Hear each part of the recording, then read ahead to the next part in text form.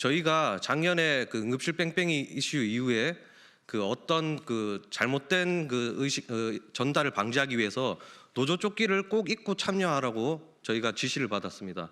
근데 이 행동은 제가 보기에는 어떤 국민들의 왜곡이 생길 수도 있을 것 같습니다. 저희는 시민분들이 신고하면 달려오는 119 구급대원입니다. 그래서 저는 지금 이 조끼를 벗겠습니다. 벗고 구급대원의 입장으로서 이 자리에 서겠습니다. 오늘 아침 뉴스에도 접했듯이 병원 앞에서 응급실 앞에서 2시간을 대기하다 저희 구급대원이 아이를 받았습니다. 전혀 부끄러운 게 아니라 자랑스럽습니다. 저는 구급대원들이. 그래서 제 이 행동이 국민에게나 조직에 해가 된다면 저는 징계를 받을 것입니다. 네, 안녕하십니까. 더불어민주당 보건복지위원회 의원 국회의원 김윤입니다. 오늘 응급의료 체계 개편 관련 기자회견을 본격적으로 시작하기에 앞서 어제 있었던 사건에 대해서 먼저 좀 말씀을 드리고 기자회견을 시작하도록 하겠습니다.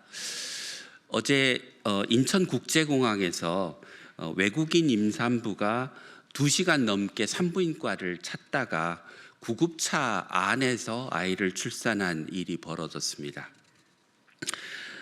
인천국제공항에서 임산부로 추정되는 외국인 A씨가 발견돼서 119 구급대가 근처에 있는 대학병원에 연락을 했는데 분만 환자를 받기 어렵다라는 답이 돌아왔고 인근에 있는 다른 병원들에 연락을 했는데 임신 주수가 확인돼야 진료를 할 수 있다는 답변을 받았다고 합니다.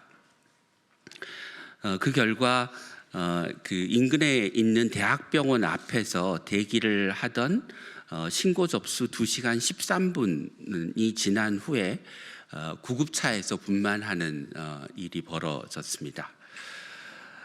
이것이 현재 대한민국 응급의료의 민낯이고 의료 선진국이라고 하는 대한민국 의료 체계의 현실이라고 생각합니다.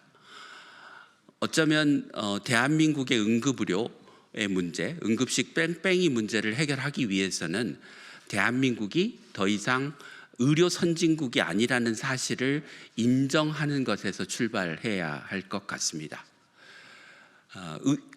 이런 상황임에도 불구하고 여전히 의사단체는 대한민국에는 의사가 부족하지 않고 의료 선진국인 대한민국의 의료 개혁이 왜 필요하냐고 반문하고 있습니다. 이런 왜곡된 현실 인식에서 벗어나야 대한민국의 의료 개혁, 응급의료 체계의 개혁이 가능할 것 같습니다. 안녕하십니까. 저는 구급국장 김성현입니다. 현재 구급대원입니다. 구급대원이 저희가 지금 노조의 명의를 빌어서 왔습니다. 오늘 참여하신 구급대원들도 있는데요. 저희가 작년에 그 응급실 뺑뺑이 이슈 이후에 그 어떤 그 잘못된 그 의식 전달을 방지하기 위해서 노조 조끼를 꼭 입고 참여하라고 저희가 지시를 받았습니다. 근데 이 행동은 제가 보기에는 어떤 국민들의 왜곡이 생길 수도 있을 것 같습니다. 저희는 시민분들이 신고하면 달려오는 119 구급대원입니다. 그래서 저는 지금 이 조끼를 벗겠습니다. 벗고 구급대원의 입장으로서 이 자리에 서겠습니다. 오늘 아침 뉴스에도 접했듯이 병원 앞에서 응급실 앞에서 2시간을 대기하다 저희 구급대원이 아이를 받았습니다. 전혀 부끄러운 게 아니라 자랑스럽습니다. 저는 구급대원들이. 그래서 제 이 행동이 국민에게나 조직에 해가 된다면 저는 징계를 받을 것입니다. 기자회견문을 낭독하겠습니다. 정부는 국민의 생명과 안전을 지키는 응급의료 체계를 완성하라. 응급의료 체계의 첫 단추는 119 구급대다. 국민의 생명과 안전을 지키기 위해 최전선에서 헌신하는 119 구급대는 현재 심각한 위기에 처해 있습니다. 최근 응급실 과부하로 인해 발생하는 응급실 뺑뺑이 문제가 지속되고 있음에도 불구하고 이에 대한 근본적인 해결책이 마련되지 않고 있습니다. 그 결과 응급 환자를 신속하게 병원으로 이송해야 하는 119 구급대의 의료기관 수용 거부는 여전히 이곳저곳 병원을 찾기 위해 전전하는 현실이 계속되고 있다.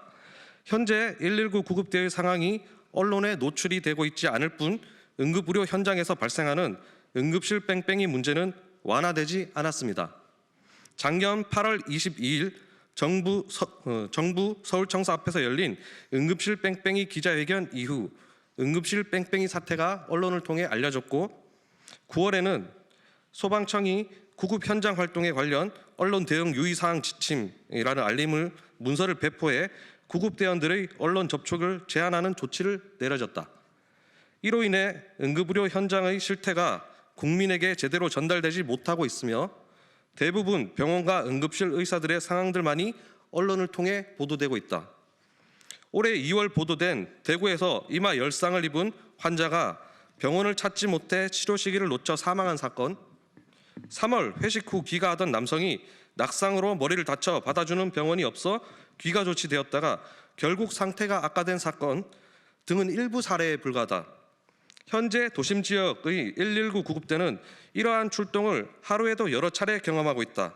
하지만 이러한 현실은 국민에게 충분히 알려지지 않고 있으며 응급 환자의 치료 지원에 대한 책임이 구급대에까지 전가되는 일이 발생하고 있다.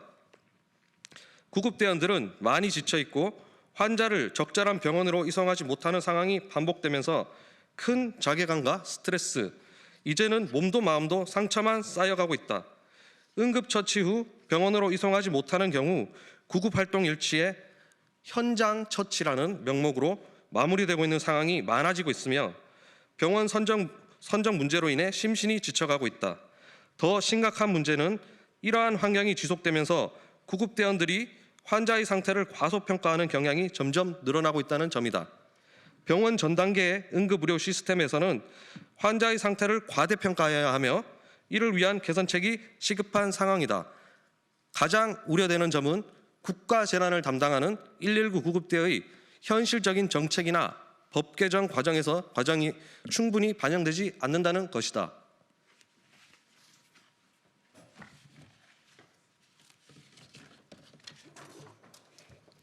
현행 응급의료 관한 법률에 따르면 응급의료란 응급환자가 발생한 때부터 생명의 위험에서 회복되거나 심신상의 중대한 위해가 제거되기까지의 과정에서 응급환자를 위하여 하는 상담, 구조, 이송, 응급처치 및 진료 등의 조치를 의미한다. 하지만 정부가 응급의료 개선을 논의할 때 응급실 이전 단계인 상담, 구조, 이송, 응급처치 등의 중요성은 간과되고 있다. 119 구급대가 현장에서 겪고 있는 문제점들은 어제 오늘의 일이 아니다. 코로나19 팬데믹 이전부터 지속되어 온 문제들이 의정 갈등으로 더욱 심화한 것뿐이다. 단순히 의사와 정부 간의 갈등을 넘어서 국민의 생명을 지키기 위한 실질적인 대책이 마련되어야 한다. 응급의료 시스템이 더는 방치되지 않도록 119 구급대의 현장과 정부, 의료기관이 협력해야 한다. 이에 전국 공무원 노동조합 서울소방지부는 다음과 같이 제안한다. 첫째, 정부는 병원 응급의료 능력 평가를 강화하고 병원의 응급의료 능력을 평가할 때 119 구급대의 환자 수용 및 이송률을 반영한 평가 항목을 즉각 도입하라. 도입하라. 둘째, 정부는 통합된 정확한 병원 정보를 119 구급대에 제공하고 병원 정보 시스템의 수용 불가 사유를 명확히 표시하도록 조치하라. 셋째, 정부는 119 구급상황센터에서 병원 선정 시 강제력을 가질 수 있도록 법적, 행정적 권한을 부여하고 이송 지연, 이송 불가 상황이 누락되지 않게 파악할 수 있는 시스템을 조속히 마련하라. 우리나라 응급의료 체계의 첫 시작은 119 구급대에서부터 시작한다. 정부는 119 구급대의 현장 의견을 적극적으로 반영해야 하며 우리나라의 응급의료 체계를 전면적으로 개편하고 개선하는 데 즉각 나설 것을 촉구한다. 119 구급대는 국민의 생명과 안전을 지키기 위해 오늘도 최선을 다하겠습니다. 2025년 3월 17일 전국 공무원 노동조합 소방본부 서울소방지부